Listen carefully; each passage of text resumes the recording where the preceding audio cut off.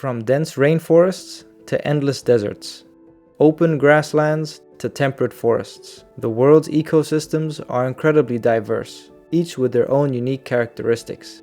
But what sets these different ecosystems apart is the annual distribution of humidity in the environment affecting the life cycle of plants. One tool that can help us better understand this is the concept of the Brittleness scale, which offers a framework for understanding how different environments respond to rest, management, and disturbance. In other words, how is vegetation impacted by animal impact, the use of fire, and rewilding across the scale?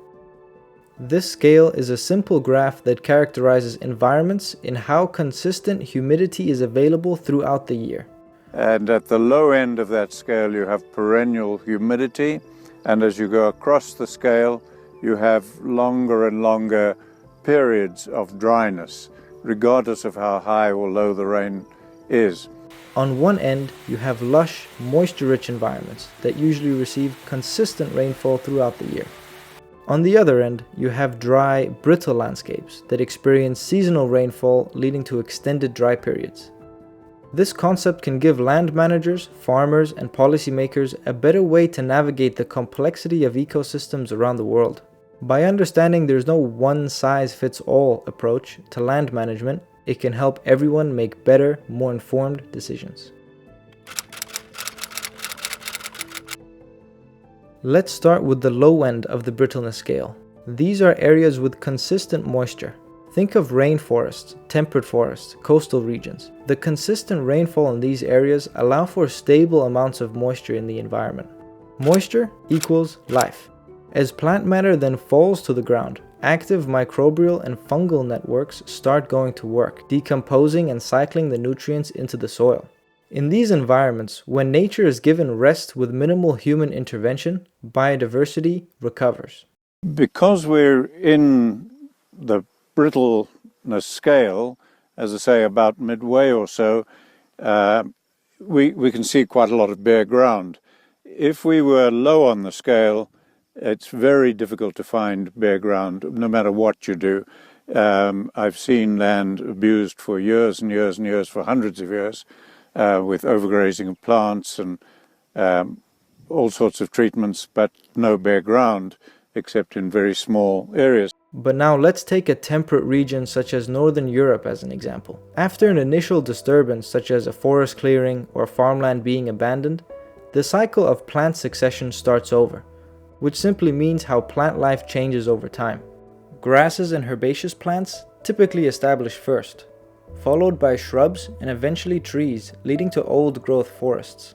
Resting land in non-brittle environments is one of the most powerful tools for restoring biodiversity. However, succession in these areas was historically shaped not only by natural processes, but also by the interaction between plants and animals. During the Pleistocene era, large herbivores like woolly mammoths, giant deer, and wild horses roamed these landscapes, playing a crucial role in preventing some areas from becoming fully forested. Their grazing, browsing, and trampling kept grasslands open, all while preventing the rapid encroachment of shrubs and trees. As the majority of megafauna became extinct around 10,000 years ago, these ecosystems began to shift, allowing trees to spread more freely. In essence, the historical presence of large animals helped maintain the balance between grasslands and woodlands, with a dynamic push and pull between succession and disturbance. Today, there are many rewilding projects reintroducing animals like the European bison, which can help restore this balance and encourage more diverse, resilient ecosystems. Although when restoring degraded land in non-brittle environments, land managers and governments can often rely on the natural processes of plant succession and biological decay. The abundant networks of microbes, fungi, and insects cycle and decay plant matter for breakfast, lunch, and dinner. These characteristics make it all a non-brittle environment.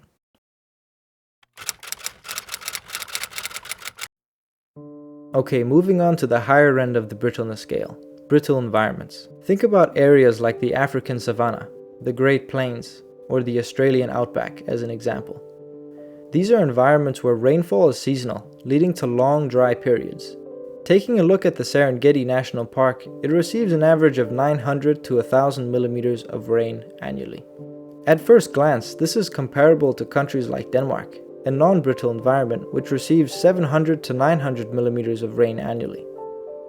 However, it's important to understand that it's not the amount of rainfall that determines where on the brittleness scale the ecosystem might be. It comes down to the consistency of atmospheric and soil humidity that is available year-round. When looking at how the mineral cycle functions in a brittle environment, it differs greatly to non-brittle environments, especially in the way decay functions in the ecosystem. Going through a one-year cycle, there is a period of the year where one gets rain. It can be anywhere from low rainfall to 500 to 1,000 millimeters. Plant material like grasses build up. The insect and microorganism populations build up as well. Eventually the rains end, the atmosphere dries up and the soil dries up too, leading to the steep decline of microorganisms and insects. During the extended dry periods, plant material starts to die above ground. Every single year, these ecosystems get a massive death of plant material above ground. This can be millions and millions of tons of vegetation, which is all stored as carbon. In some areas, it can be up to 90% that dies above ground every year. As the insect and microorganism populations die, biological decay is halted. This leads me to the big question of how did that carbon cycle function in the past, before the rise of humans? Somehow plants needed to decay and that carbon had to cycle. A good question to ask is what sort of animals occurred in these environments that ate plants? Interestingly enough, in these areas of the world, we had vast herds of animals like zebra, wildebeest, camels, kangaroos, saiga antelope, bison, gazelles, deer, guanaco, etc. The list goes on and on. These massive herds of grazing animals must have played an essential role in reducing the massive vegetation and cycling that into dung and urine. Once the rains returns, the microorganisms could complete the decay. Over millions of years, a complex relationship between plant-eating animals, pack-hunting predators, and plants developed, where each depended on the other to keep the ecosystem healthy.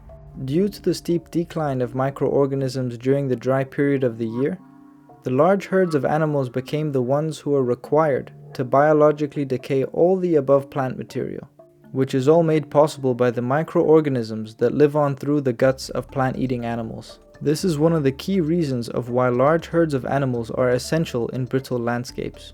Without the disturbance of these large herds of animals biologically cycling all that dead vegetation, the plants undergo a process known as plant oxidation. Do you see how much oxidizing grass just dying? You can see the amount of oxidized. Do you all see it? Yes. That's the big sort of evil that leads to woody vegetation taking over, grasslands dying out in the seasonal rainfall environments, or what brittle environments as we call them, that are about 2/3 of the world. It is one of the biggest problems brittle landscapes are facing today, leading to vast areas of land turning into desert. Unlike non-brittle environments that regenerate with minimal to no disturbance, brittle environments evolutionarily rely on the biological decay from large herds of grazing animals.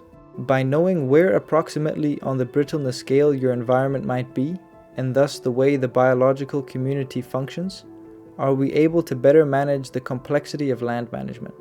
The consistency of moisture, or the lack thereof, determines how ecosystems respond to disturbance, rest, and management, as well as how plants grow, die, and especially decay. The brittleness scale offers us a valuable lens through which to approach land management, reminding us that ecosystems aren't uniform. There is no one-size-fits-all solution, requiring management to be holistic. This video was inspired by Alan Savory and the Savory Institute. I would highly recommend you check out their video on the brittleness scale and this article from the Africa Center of Holistic Management to understand more. Thanks for watching.